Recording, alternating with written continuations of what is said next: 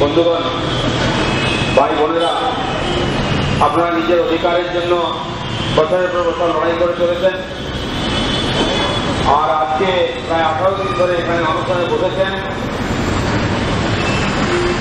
এই যে বিনা কারণে আপনাদেরকে বঞ্চিত করা হয়েছে এবং তার বিরুদ্ধে যে আপনাদের লড়াই, সেই লড়াইতে সামিল হওয়ার জন্য আমরা আজকে আপনার কাছে জানি না কতটা আপনাদেরকে অধিকার ফিরে নিতে পারবো, কিন্তু আপনাদের কোনো দোষ নাই, অন্যায় নাই, তাও আপনাদের শাস্তি দেওয়া এর বিরুদ্ধে আমরা আপনাদের সঙ্গে আছি। প্রায় 25,000 কোটি টাকার এখানে কেলেঙ্কারি হয়েছে।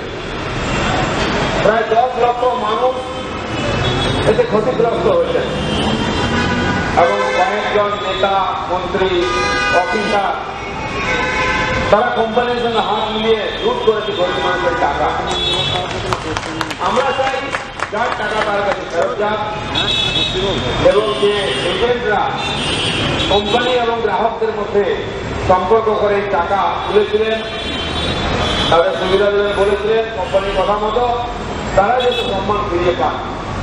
তারা হয়তো এর থেকে লাভ পেয়েছেন ঠিকই, কিন্তু আজকে তারা এটাকে ব্যবসা হিসেবে নিয়েছিলেন, চাকরি হিসেবে নিয়েছিলেন।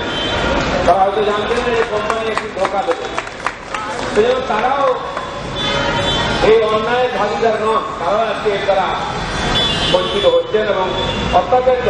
অনেকে মারা গেছেন, অনেকে অত্যাচার করা হয়েছে, বাড়ি নিয়ে দেওয়া হয়েছে, তারা বাড়ির লোকের উপর অত্যাচার করা হয়েছে। এই যে ঘটনা ঘটছে, এই যে একটা অব্যবস্থা তৈরি হয়েছে, তার জন্য গ্রাহক বা এজেন্ট কেউ দায়ী নয়, দায়ী সরকারের ভুল। তৎকালীন বামফ্রন্ট সরকার, বর্তমান টিএমসি সরকার এবং কিছু নেতা মন্ত্রী। এই কেলেঙ্কারিতে 4 জন মন্ত্রী, এমপিকে জেলে যেতে হয়েছে। কোম্পানির মালিক তারা আজকে গ্রেফতার হয়েছে, কিন্তু তারা সাজা পাননি, বিচার চলছে। কিন্তু সাজা পাচ্ছেন যারা আমানতকারী এজেন্ট, তারা সাজা পাচ্ছেন, যার পাওয়ার কথা না। আমরা চাই যারা টাকা দিয়েছেন তাদের অধিকার যেন তারা ফিরে পান। আপনারা শুনেছেন উড়িষ্যা হাইকোর্ট এবং অন্ধ্র হাইকোর্ট এই কেসেতে রায় দিয়েছে এবং বলেছে এই যে কোম্পানির যে প্রপার্টি, যেমন হোটেল, জায়গা, পার্ক, বড় ফুটপাথ, যেখানে সাধারণ মানুষের টাকা নিয়ে ইনভেস্ট করা হয়েছে, সাধারণ মানুষের টাকা দিয়ে যে সম্পত্তি কেনা হয়েছে, এই সম্পত্তি বিক্রি করে সেই সাধারণ মানুষকে, গ্রাহকদের তার টাকা ফেরত দেওয়া হোক, এই রায় কোর্ট দিয়েছে এবং সেই রায় শুরু হয়ে গেছে উড়িষ্যা এবং আন্ধ্রে। অতএব পশ্চিমবাংলার যারা মানুষ, যারা বঞ্চিত, যারা ক্ষতিগ্রস্ত, তারা কেন এদের অধিকার পাবে না? এদেরও পাওয়া উচিত, এটা আমরাও মনে করি।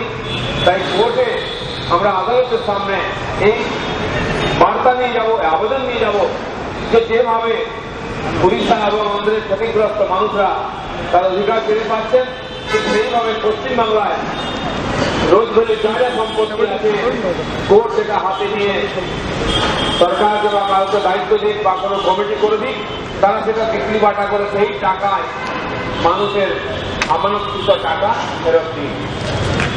এটাই আপাতত রাস্তা মনে হচ্ছে। তারপরে আগামী দিনে বিচার হবে কোর্টের নিয়ম অনুযায়ী, আইন অনুযায়ী। যারা দোষ করেছে, চুরি করেছে, অবশ্যই তাদের সাজা হওয়া উচিত আছে, যাতে আগামী দিনে কেউ মানুষকে এরকম প্রতারণা না করে। কিন্তু প্রশ্ন হচ্ছে, সাধারণ মানুষ, গরিব মানুষ যারা বিশ্বাস করে নিজের রক্ত জল করা পয়সা এই সমস্ত চিজ ফান্ডে লাগিয়েছিলেন, কেবল বিশ্বাসের জোরে। কেউ মেয়ের বিয়ের জন্য টাকা রেখেছিল, যে ছেলেকে চাকরি যত্নে বা ছেলেকে পড়াতে পাঠানো টাকা জমা করছে, কেউ চালের বাড়ি, খড়ের বাড়িতে চালে ছাদ দেবে বলে করছে, সেই কাঁচা বাড়ি পাকা করে বলে টাকা জমিয়েছিল। মানুষের দিনে দিনে এক একটি টাকা, সেই টাকা পরিশ্রমের টাকা, দাম ধরানোর টাকা হঠাৎ লুট হয়ে গেছে, কিছু অসৎ লোকের হাতে চলে গেছে। তারপরে সেই লক্ষ লক্ষ মানুষ আজকে ক্ষতিগ্রস্ত। অনেকে বাড়ি থাকতে পারছেন না, কেউ বাড়ি থাকলে তাদের বাড়িতে হাঁড়ি বসছে না, ছেলে মেয়ের পড়াশোনা হয়ে গেছে। মানুষের সন্দেহের আর স্থির তার দিকে মানুষ অপমান করছেন, কাউ কাউকে অত্যাচারও করছেন। এই সমস্যাটার জন্য দায়ী কিছু নেতা এবং সরকার। তাই সরকারের তরফ থেকে গিয়ে কোর্টে বলা উচিত যে অধিকার দেওয়া হোক যাতে সম্পত্তি বিক্রি করে সাধারণ মানুষের পয়সা ফেরত দেওয়া যায়। তাই বন্ধুরা, আপনাদের লড়াইতে সামিল হওয়ার জন্য আজকে আমরা এসেছি, আপনাদের লড়াইতে আছি এবং যদি কোর্টে কেস করতে গিয়ে আপনাদের কোনো সহযোগিতার প্রয়োজন হয় সেটাও আমরা আপনাকে দেবো এই কথা বলার জন্য।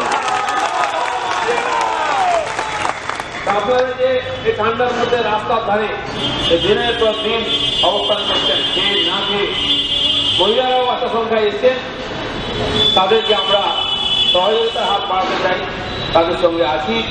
এই কথাটা বলার জন্য আমি আপনাদের কাছে এসেছিলাম। আপনারা আমাদের ডেকেছেন, গ্রহণ করেছেন, সেজন্য আপনাদের ধন্যবাদ। আপনাদের সংগ্রাম সফল হোক তার জন্য শুভেচ্ছা জানাই এবং সঙ্গে থাকবো এই কথা বলে শেষ করছি। ভারত মাতা কি জয়।